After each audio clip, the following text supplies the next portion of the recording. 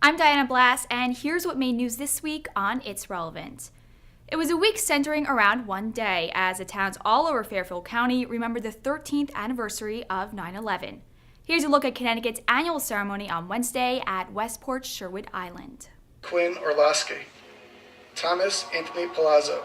We remember you not just on this day each year, but throughout all of the days of the year, particularly when we're called to reflect on the sacrifices having been made.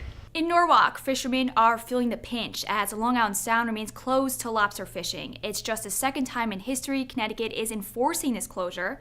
The state believes it will give the lobsters a chance to rebuild in population without any interference. Other states, they help the fishermen, whether it's by a fuel tax deduction or, providing them with state property to store their equipment. Connecticut could get on board with that because they certainly have plenty of space. The closure will remain in effect until November 28th. Meanwhile, in Stamford, government officials are continuing their mission to improve the safety in downtown. Safety became a hot issue back in July when a pedestrian was killed crossing the street. Wednesday's walking tour is the latest effort by the Downtown Special Services District to prevent a similar occurrence from happening. It's got to be safe for the pedestrians, it's got to be safe for the people on bicycles, it's got to be safe for the people in vehicles as well, and they all have to intermingle. And so we're looking for those hot spots.